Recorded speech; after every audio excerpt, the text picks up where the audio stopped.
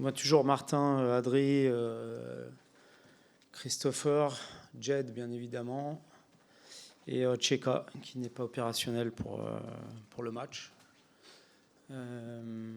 Retour d'Arthur et de Biggie, qui postulent pour rentrer dans le groupe. Voilà pour le point santé. Une chance d'avoir Shelka pour la dernière journée Non, non, je pense pas. Je pense pas. On verra, mais je pense pas. Qu'est-ce qui s'est passé avec eux au final? Parce qu'on a cru qu'il allait pouvoir revenir depuis quelques temps, et puis finalement ça se fait pas. Ouais, il y a eu des petits problèmes à la cheville, encore avant-hier, où il a, sur une passe un peu plus appuyée, où il a ressenti une petite douleur à son ligament. Donc rien de très très grave, mais ce sont des petites choses qui l'empêchent de rejouer pour l'instant. Bon, j'espère peut-être la semaine prochaine, mais c'est pas peu probable, je pense. Par rapport à Martin Terrier, tu as des nouvelles un peu sur ça? Oui. Oui, oui, va très bien, on le voit tous les jours, il a le moral. Je pense qu'il devrait reprendre la course après le match de Brest. Pour Biaga, vous pensez qu'il aura le... Comment? Pour Biaga, pardon, vous pensez qu'il aura le rythme suffisant pour reprendre chez tout de suite?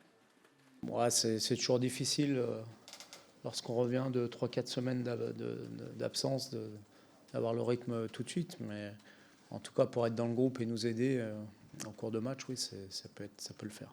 Et Arthur, c'était pas méchant. Arthur, ouais, je suis un peu surpris parce que le mollet en général c'est toujours un peu compliqué, mais tant mieux, j'ai envie de dire, pour une fois. Est-ce que tu fais le parallèle entre le Rennes-Marseille de la saison dernière sur ce Rennes-Monaco ou pas du tout? Oui, c'est un peu la même situation. Et ça l'a été jusqu'à la dernière minute, dernière seconde du dernier match.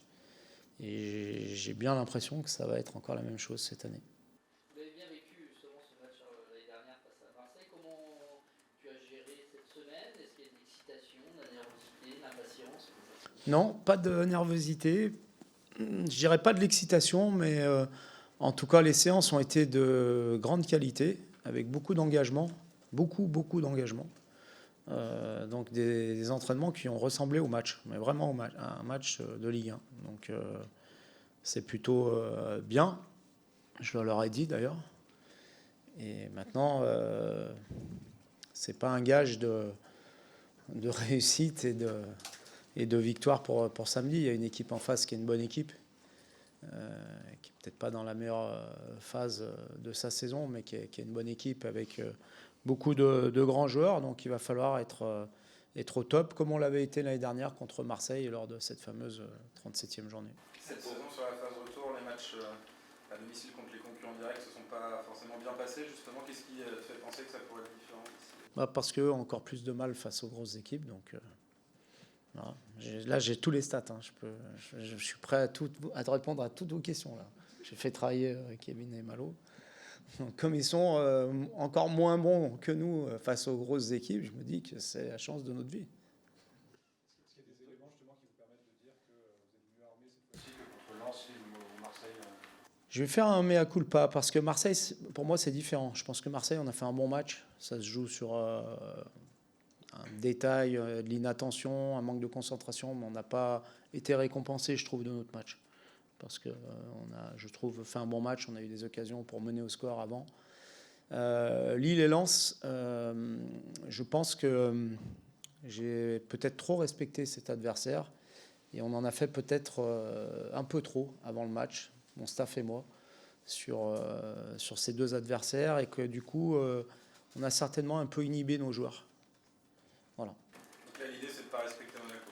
Non, on respecte toujours l'adversaire. J'ai dit trop respecter. Donc, on respecte toujours l'adversaire, mais je pense que une de nos forces est de se focaliser énormément sur le jeu, sur ce qu'on aime faire, sur nos qualités, nos points forts. Et peut-être que sur les deux matchs dont on vient de parler, à savoir Lille et Lens, on a un petit peu dérogé à ça. Et que finalement, on a mis nos joueurs dans des dispositions un peu plus d'infériorité peut-être. Peut-être, hein, c'est en tout cas l'analyse que je fais maintenant. Et ça sera donc à ne pas nous renouveler pour samedi. Ça ne veut pas dire on va gagner facilement. Mais en tout cas, voilà, j'ai l'intention d'envoyer un message à mon équipe, de jouer notre jeu. On est chez nous avec un public qui va être à fond derrière nous, comme d'habitude, mais encore plus peut-être samedi. J'ai vu qu'ils se réunissaient très tôt, donc je pense que ça va être très chaud à 21h. Et donc, voilà, jouer notre jeu et surtout, après le coup de sifflet final, avoir aucun regret. Vous avez votre destin entre les mains pour être européen. Est-ce qu'on peut parler de demi-finale et de finale sur les 2 derniers matchs qui restent? Ah, on m'a dit qu'il ne fallait pas dire demi-finale, finale. Donc, j'ai employé ce mot parce que je trouve que ça reflète, parce que ce sont quand même des matchs décisifs. C'est-à-dire, évidemment qu'il n'y aura pas de trophée pour nous après le match de Brest, qu'on finisse 6, 5 ou 4, enfin surtout 5 ou 4, on sera qualifié, mais on n'aura pas de trophée. Donc c'est dans ce sens-là que ce n'est pas forcément une demi-finale, une finale, mais ce sont des matchs coup près. C'est-à-dire qu'après Monaco, on saura si on a encore l'objectif qui est atteignable à Brest ou pas. Et il restera Brest. Et Brest, ça sera la finale parce qu'il n'y aura plus de match derrière et que c'est soit on atteint l'objectif, soit on ne l'atteint pas.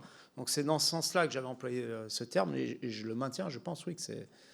Mais il faut donc aborder ces matchs avec cet état d'esprit-là, c'est-à-dire avec la motivation et le match coup près, parce que ce sont des matchs de coupe pour moi, mais aussi, je vous le redis, avec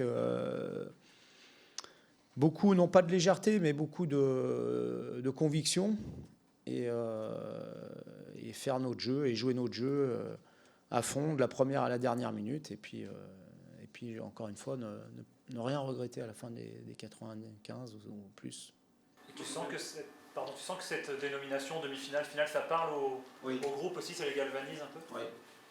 Oui, c'est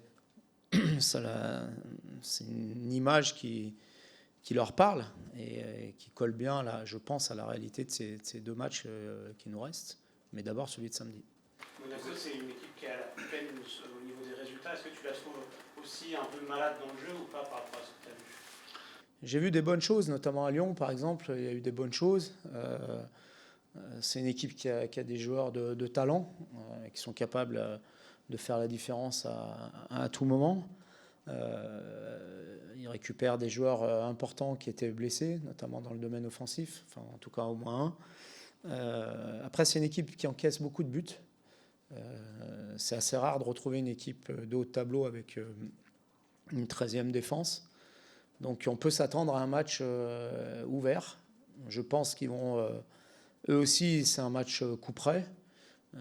Ils sont dans l'obligation de gagner pour garder leur place. Donc c'est une équipe qui a l'habitude de jouer, de presser, de prendre des risques. Donc je pense qu'on peut s'attendre à un match assez ouvert samedi et un match plutôt agréable à regarder, en tout cas pour vous. Ton équipe a été extrêmement efficace contre Ajaccio, extrêmement réaliste. Comment est-ce qu'on fait pour répéter ce type de performance cette possible? C'est ce qui nous a coûté beaucoup de points à l'extérieur, notamment la deuxième partie de saison. L'efficacité dans les 2 surfaces, je l'ai souvent dit après nos matchs. Donc je ne vais pas me plaindre qu'on ait inversé cette tendance à Ajaccio, même s'il faut relativiser par rapport à l'adversaire. Mais c'est jamais anodin de marquer 5 buts à l'extérieur et d'être sérieux. On a fait le job. À domicile, je trouve qu'on a un parcours qui est très correct, même très bon, puisqu'on est 2e meilleure équipe du championnat. Donc il faut s'appuyer sur ce qu'on a su faire à domicile, avec encore une fois le soutien de notre public qui nous aide énormément et qui va être encore en nombre et derrière nous. Donc c'est un plus pour nous sur ce match. Vous êtes l'entraîneur avec plus de 200 matchs en Ligue 1 qui a le plus faible ratio de matchs nuls dans la compétition ou dans l'élite. Comment est-ce que vous pouvez analyser cette statistique selon vous? Est-ce que vous haïssez partager les points justement? Non, mais je pense que j'essaie en tout cas de transmettre à mon groupe la volonté de toujours jouer pour gagner, de jouer pour marquer des buts, d'avoir un style offensif. Et peut-être que parfois ça nous joue des tours parce que un match nul par-ci, par-là, ça permettrait peut-être d'être mieux classé aujourd'hui, mais je ne me renie pas. Je préfère ça. Je pense qu'au niveau des victoires, on peut dire qu'on a, je crois, plus de 50% de victoires aujourd'hui. C'était déjà le cas l'année dernière. Donc, et je pense que les gens viennent aussi voir les matchs et surtout à domicile pour voir leur équipe jouer au football, marquer des buts, avoir des émotions. Et c'est pas en essayant de faire un 0-0 qu'on peut en transmettre. Donc voilà, après, je ne sais pas si c'est dû à ça ou si c'est qu'une coïncidence. Tu parlais de retour de joueurs offensifs à Monaco, j'imagine que tu parlais de Brelem Bolo notamment. Oui. Ils ont été pas mal en difficulté sans Oui. lui. Qu'est-ce qui change justement dans l'appréhension du match pour toi, sa possible présence? On sait que c'est un attaquant très puissant, mais est-ce qu'on le gère différemment pour vous? Bien sûr, bon, il nous avait fait énormément de mal au match aller, même lorsqu'ils étaient en infériorité. C'est un joueur puissant qui est capable de fixer, de garder les ballons, de permettre au bloc équipe de remonter. C'est un joueur qui est aussi très adroit devant le but, qui est très complémentaire avec Wissam Ben Yedder. Donc évidemment, je pense que c'est une équipe différente avec lui, non pas simplement par rapport à lui, mais par rapport aussi à l'association des joueurs offensifs qui sont autour de lui. C'est une question qui se pose souvent sur les fins de championnat, mais est-ce que tu vas regarder l'évolution du score à Lille en même temps, et est-ce qu'en fonction de ce qui se passe, c'est quelque chose que tu peux transmettre sur le terrain ou pas? Non, parce que on sait que de toute façon, nous, on doit prendre les 3 points.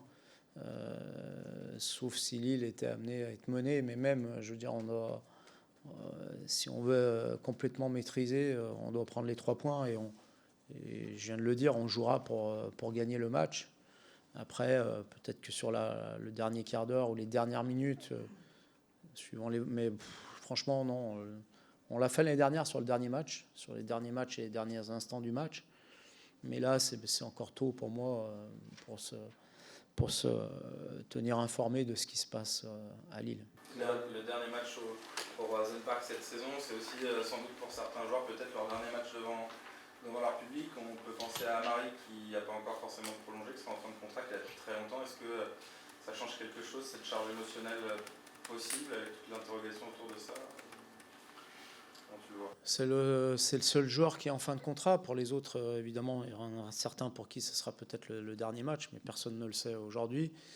Concernant Amari, rien n'est définitif, puisqu'il y a eu des négociations d'entamer par le club. Donc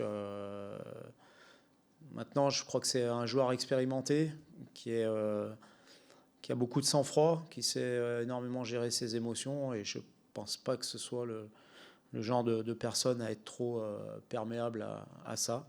Il est plutôt sur une bonne dynamique sur le terrain, en dehors du terrain, et il laisse rien transparaître en tout cas. Donc moi j'ai complètement confiance en lui sur sa faculté à savoir gérer tout ça. À titre personnel, tu souhaites le voir prolonger au Stade Rennais? Oui, je l'ai déjà dit, et le club est aussi dans cet état d'esprit. C'est pas que moi, hein, comme j'ai pu le lire d'ailleurs. Puisqu'encore une fois, je vous le dis, il y a une proposition qui a été transmise par le club, par Florian et le président. Après, ce sont des discussions, et c'est normal qu'il y ait des discussions quand on renégocie un contrat. C'est de bonne guerre, c'est comme ça. Concernant ton avenir, Bruno, est-ce que tout est clair pour toi la Oui. saison prochaine? Oui. Tu seras le Rennais la saison prochaine? Je serai l'entraîneur. Oui. Entraîneur de Rennes ou... C'est trop tôt encore pour en parler, parce que si tout est clair... Non, je vous ai dit, je serai l'entraîneur. Oui. Avec un rôle différent? Non. Cette saison, vous avez peu gagné de points après avoir concédé l'ouverture du score. Est-ce que c'est un point sur lequel vous travaillez à l'entraînement, notamment dans les petits jeux, ou pas? Ou alors est-ce que c'est un point faible justement de votre formation? Je pense qu'on a à s'améliorer. Et je l'ai déjà dit, ça va pour moi aussi avec le visage qu'on a affiché à l'extérieur, parce que je pense qu'on a une équipe encore qui manque de maturité et qui, lorsque tout va bien, est plutôt très performante. Quand elle est dans un environnement favorable ou dans des conditions de match favorables, ça se passe plutôt dans l'ensemble très très bien. Et puis et c'est souvent le cas notamment à l'extérieur, quand il y a un petit grain de sable qui vient nous dérégler un petit peu tout ce qu'on avait prévu, c'est un peu plus difficile de s'adapter et de se révolter. Donc évidemment qu'on en parle, on travaille. On a bien réagi là, parce qu'on était quand même un peu attendu à Ajaccio, même si tout le monde nous voyait gagner d'avance, mais il faut les jouer et les gagner, les matchs. Donc voilà, c'est un point sur lequel il faudra s'améliorer, et déjà dès les 2 derniers matchs, mais aussi pour la saison prochaine. Pourquoi ton expérience de ces matchs décisifs va servir par rapport à ton groupe? C'est quoi les mots? C'est quoi comment Quand on a déjà vécu certaines situations, on les aborde, je pense, de manière plus sereine. Et puis, c'est ce qu'on appelle l'expérience. Donc, j'en ai vécu quelques-unes. Et d'ailleurs, lors de ma première saison à Lyon, on a eu un Lyon-Monaco, la 37e journée, qui était décisif. Parce on avait 3 points de retard, il fallait gagner pour leur passer devant et finir deuxième. C'est ce qui s'était passé à l'époque. Je crois que c'était 2016. J'espère que c'est un signe, puisque 37e journée, Monaco avec Rennes, et espérons.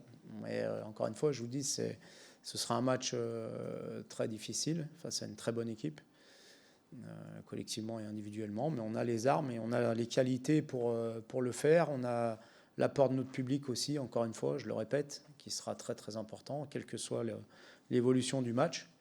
Donc on est confiant, on a tout ce qu'il faut pour le faire, mais voilà, il y a 95 minutes à jouer pour réaliser ça.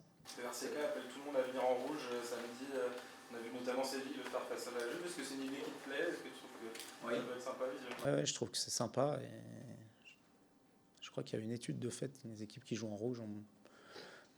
Non, mais c'est vrai, une étude scientifique, je précise, qui dit que les équipes qui jouaient en rouge ont plus de probabilité de gagner le match.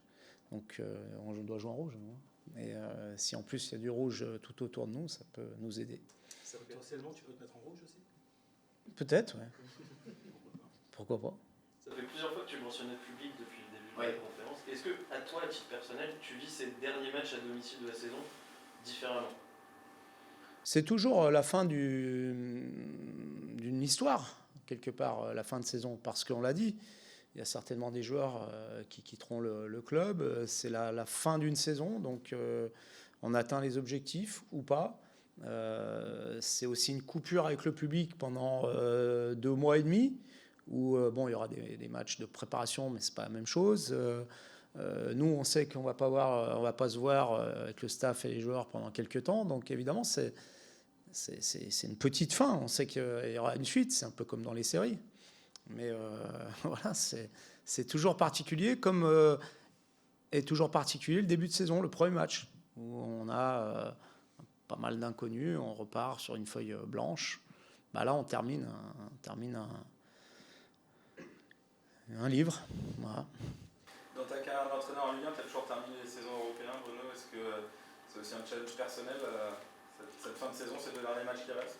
Non, pas personnel. C'est un challenge parce que je suis compétiteur et que j'ai envie de relever les défis et les objectifs qui nous sont fixés et qui me sont fixés.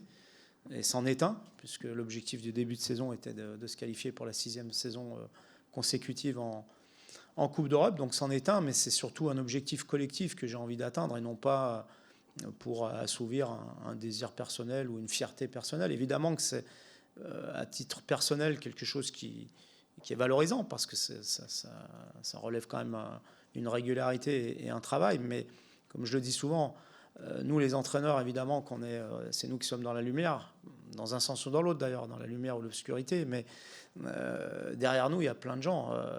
Il y a tout un staff qui travaille, il y a les joueurs, il y a plein de gens dans les bureaux, les administratifs, qui sont là chaque jour, tout au long de la saison, pour nous mettre dans les meilleures conditions possibles. Donc c'est surtout ça qui m'intéresse, c'est de rendre un petit peu à toutes ces personnes une fierté et du plaisir d'atteindre un objectif qui est collectif et qui est commun. Tu nous as déjà beaucoup parlé de Jérémy Doku, mais est-ce que tu pourrais nous dire ce qui t'impressionne le plus sur ce qu'il fait depuis 6-7 journées actuellement? Alors, ce qui m'impressionne le plus, c'est son efficacité. Parce que on connaît tous les qualités de Jay, de dribble, de vitesse, de percussion, de force. Mais je trouve qu'il lui manquait l'efficacité offensive. Et là, sur les derniers matchs, il l'a trouvé, que ce soit sur les passes décisives ou sur les buts. Le but qu'il marque à Ajaccio, évidemment, qu'il est magnifique parce qu'il part de très loin et qu'il dribble. Mais moi, ce qui m'a surtout plu, c'est la finition. Parce que après avoir fait 60 mètres à fond et avoir éliminé 2 ou 3 joueurs, il a la lucidité pour mettre le ballon là où il faut, avec la force qu'il faut, et marquer. Et ça, c'est quelque chose d'un peu nouveau chez lui.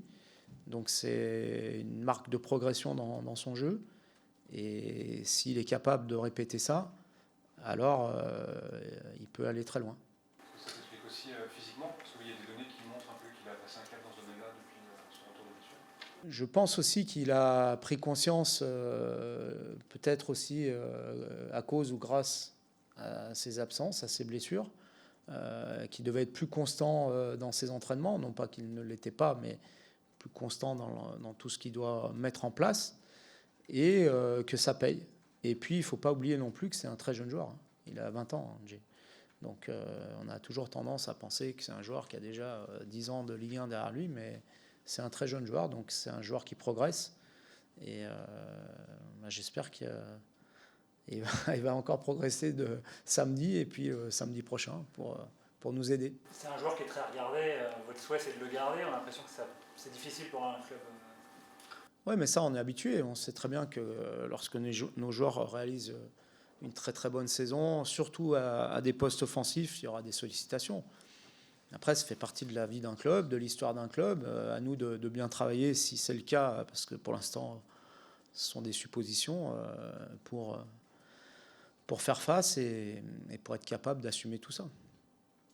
Mais c'est encore trop tôt pour l'évoquer. Ouais.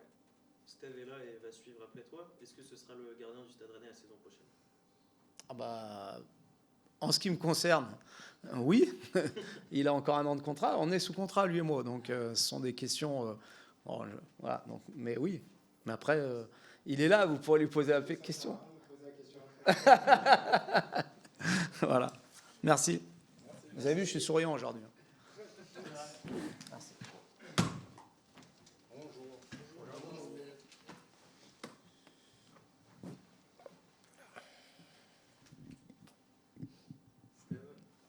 Bonjour, tu avais vécu la 37e journée de Ligue 1 la saison dernière dans la peau de l'adversaire du Stade Rennais ici au Roazhon Park. On est dans une configuration un peu pareille pour elle.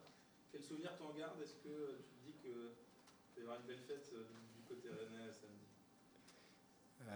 C'est l'objectif. C'est vrai que je l'ai vécu de l'autre côté où on avait perdu. On avait été pris à la gorge par une très très bonne équipe rennaise qui avec un gros pressing qui avait marqué assez rapidement aussi. Donc ça c'est un point qui est important. Et puis une ambiance et une atmosphère vraiment très belle. Donc j'espère que on vivra cette fois-ci, moi, de l'autre côté, on va dire, on vivra tous cette même soirée. Ce genre de match de fin de saison, toi, t'en as connu des affiches importantes. Est-ce que tu as prévu ou tu as passé un message au groupe pour les aider? Non, parce qu'il faut réussir à vivre et à préparer cette rencontre normalement. Ça ne sert pas à grand chose, on va dire, de jouer le match avant. C'est peut-être se mettre beaucoup de pression, même si on est conscient et on le sait que c'est un match qui est décisif pour notre objectif. Mais il faut garder cette joie de vivre qu'on a, ce plaisir de travailler ensemble et de s'entraîner, et puis de garder ce qu'on a fait sur les dernières rencontres, que ce soit à domicile et puis sur le dernier match à Ajaccio. Est-ce que tu penses que sur ce genre de match, la surmotivation peut être un danger? Non, pas du tout, c'est pas un danger, mais c'est juste qu'il ne faut pas le jouer avant, tout simplement. Donc bien sûr qu'il faut être très motivé, il faut être concentré, il faut avoir tous les arguments et tous les ingrédients pour pouvoir jouer ce type de rencontre, mais il faut les avoir au coup de sifflet, pas avant ni après. Donc la préparation reste la même, tout ce qu'on peut faire au quotidien, on ne change pas grand-chose. Par contre, on sait que tout le monde sera motivé, tout le monde sera concerné, concentré, et puis on va tout donner pour gagner ce match. Face à une équipe, une très très bonne équipe aussi monégasque, mais on a les arguments aussi pour les mettre en difficulté et surtout pour gagner ce match. Pourtant, cette saison, ça s'est pas forcément très bien passé à domicile face aux concurrents directs. Qu'est-ce qui fait que cette fois, ça pourrait être différent? Est-ce que le groupe a été touché par ça ou... Oui, on sait que face aux concurrents directs, on a eu quelques désillusions à domicile, mais maintenant, c'est un tout autre match. C'est un match qui est là pour le coup décisif. On n'a pas derrière la possibilité de se rattraper. Donc, encore une fois, après, je le vis peut-être, et je parle là avec mon expérience, mais c'est d'être serein, d'y aller avec beaucoup de confiance, beaucoup de sérénité, et puis après, donner le maximum parce que c'est très important pour nous, pour le club, pour les supporters, et surtout pour l'avenir et la suite du Stade Rennais. Ce terme demi-finale, finale peut-être à venir, on vous le souhaite, ça vous parle ça ou... Oui, ça nous parle parce que c'est une réalité. En gagnant ce match, on se donne encore une occasion d'atteindre notre objectif. En le perdant, je pense que c'est très compliqué, si ce n'est en fonction du résultat de Lille même terminé. Donc voilà, il faut être conscient des choses, mais pas être tétanisé par l'enjeu, ne pas surjouer ou jouer le match en avance. Monaco marche moins en ce moment. Est-ce qu'il faut quand même énormément se méfier de cette équipe qui a de l'expérience, beaucoup d'internationaux, on sent que c'est quand même du lourd, Monaco? Complètement, c'est une très très bonne équipe. Quand on voit l'effectif de l'AS Monaco, c'est vraiment un effectif de qualité avec des très très bons joueurs, des joueurs de haut niveau même. Il faut être très concentré, très vigilant, faire un match plein parce qu'en face il y a une équipe de qualité. Certes, avec des résultats peut-être, on va dire, en dents de scie sur ces dernières semaines, mais il faut se méfier parce qu'elle se procure énormément d'occasions, elle marque beaucoup, et à nous d'être concentrés, de préparer. C'est un match de haut niveau qui nous attend samedi, et un match décisif, donc à nous de le préparer comme tel. Tu disais garder cette joie, ce plaisir de s'entraîner ensemble, de jouer. Est-ce qu'il est revenu un petit peu ce plaisir depuis quelques semaines, maintenant que vous êtes revenu dans la course? Est-ce que tu sens quelque chose de différent? On a eu, c'est vrai, des périodes où ça a été plus compliqué, ça faut le reconnaître. On a eu des périodes où l'ambiance était moins joyeuse qu'à l'heure actuelle.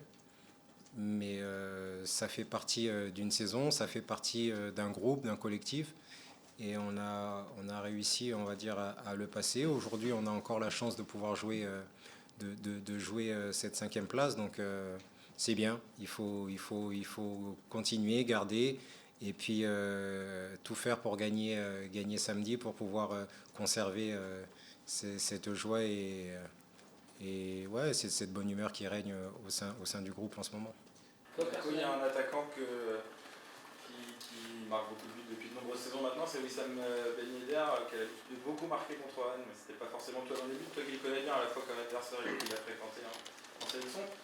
Qu'est-ce qu'il faut faire face à lui? C'est un très bon attaquant de 1 contre 1, comment on gère le cas Ben Yedder en tant que gardien? Tout à l'heure, quand je vous parlais de joueurs de qualité, de très grands joueurs dans l'effectif, Wissam en fait partie. Qu'est-ce qu'il faut faire? C'est pareil, hein, il faut être concentré. C'est pas individuellement qu'on va réussir à régler le problème Ben Yedder, c'est collectivement. C'est d'être, on va dire, en couverture de l'adversaire, d'être prêt, d'être décisif, et puis après, on ne va pas non plus se focaliser que sur lui parce qu'il y a d'autres joueurs aussi à côté qui sont de qualité. Donc voilà, on a joué des grands joueurs cette saison. C'est pas la première, on le sait, ça va être compliqué, mais on ne se focalise pas non plus que sur un seul joueur. Toi, personnellement, tu renouais cette saison avec une saison pleine, en termes de matchs, etc. Comment tu l'as vécu? On imagine content d'enchaîner les matchs, mais en même temps de la frustration peut-être sportive entre des bons moments, des moins bons. Toi, comment tu as vécu? Comment je l'ai vécu? Le fait d'enchaîner les matchs et de jouer, ça m'a paru, on va dire, normal parce que je l'ai fait pendant pas mal de saisons et j'ai pas de problème avec ça, bien au contraire.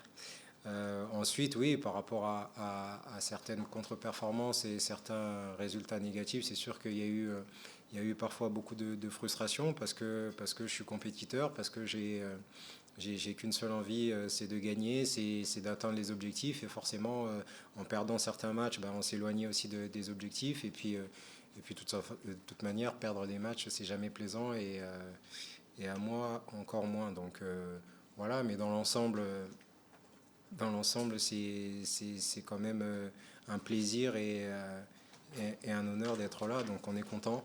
La saison n'est pas finie. On aura le temps de faire le bilan complet. Mais jusqu'ici, moi je suis content. Steve, lundi prochain, tu seras à Bru dans le cadre d'un séminaire sur les gardiens de but organisé par l'équipe, une association dont tu es le parrain. Qu'est-ce qui t'a plu dans le projet? Déjà, ça parle de gardien. Et je crois que après toutes ces années, je pense que je peux apporter quelque chose. Et c'est aussi une initiative aussi via mon frère. Donc forcément, c'est plus facile aussi d'y aller. Mais c'est avant toute chose parce que ça parle de gardien de but et qu'on a envie de pas de faire découvrir parce que c'est un poste qui aujourd'hui est de plus en plus mis en avant. Mais quand on peut parler du poste, c'est pour moi quelque chose de bien et j'ai hâte d'y être. C'est bon? Steve, Rennes est l'équipe qui a le moins de matchs nuls derrière Paris cette saison. Est-ce que justement Bruno Genesio a une approche différente des autres coachs que vous avez connus, comme Bielsa très offensif ou alors Villas-Boas qui pouvait plutôt faire le dos rond en fin de match pour accrocher le match nul? Comment vous le vivez de l'intérieur cette approche des fins de match? Non, sur l'approche du coach, elle est avant toute chose avoir cette volonté de gagner. Il a l'ambition de gagner tous ces matchs, mais comme avaient tous les coachs que j'ai pu avoir avant. Après, comment expliquer qu'il y ait très peu de matchs nuls, ça je ne saurais pas l'expliquer. Mais les faits sont là, mais honnêtement je ne saurais pas l'expliquer parce qu'il y a certains matchs où on ne pouvait pas gagner, on a réussi à faire des matchs nuls. Je parle notamment du match aller à Lille où c'était un match compliqué, mais on a su faire match nul. Mais sur cette saison, il y a des matchs où on aurait aimé faire match nul et on n'a pas réussi à le faire. Donc voilà, je peux pas l'expliquer. Et le discours du coach, je ne pense pas que ce soit le discours du coach qui fasse qu'il y ait beaucoup moins de matchs nuls, quoi. Justement, vous avez du mal à renverser les situations également. Est-ce que vous aussi, comme Bruno Genesio, pensez qu'il y a peut-être un manque de maturité dans cette équipe pour aller gagner des points, là où par exemple Marseille on a gagné énormément? Peut-être, parce qu'on se rend compte que quand on est mené au score, on a du mal à revenir, ou quand on concède une situation dangereuse, on perd un peu le fil. Même si ça a été un peu modifié sur les dernières rencontres parce qu'on a su renverser et revenir notamment face à Angers ici à domicile, mais on sent que il y a une marge de progression à ce niveau-là. On célèbre les 30 ans de la victoire de l'OM en Ligue des Champions. Il y a beaucoup de souvenirs qui arrivent. Toi, quels souvenirs tu en as? Même si tu n'es pas Marseillais de naissance, mais bon, on sait que tu es Marseillais de cœur. Ouais, pour avoir vécu énormément de saisons là-bas, c'est un moment unique et un moment extraordinaire pour tous les Marseillais. J'ai eu la chance de croiser Basile assez souvent et à chaque fois que je le vois, je lui parle de ça. Donc c'est quelque chose d'unique, quelque chose de grand et ça reste gravé dans beaucoup de cœurs des Français et surtout dans tous les cœurs des Marseillais. Et ça, c'est quelque chose de grand. Tu te souviens où tu étais quand tu l'as vu? Où j'étais, j'étais chez moi à Évreux, chez mes parents. Donc c'est quelque chose pareil où on se rappelle et j'étais très jeune, mais je m'en souviens. Merci. Bonne journée.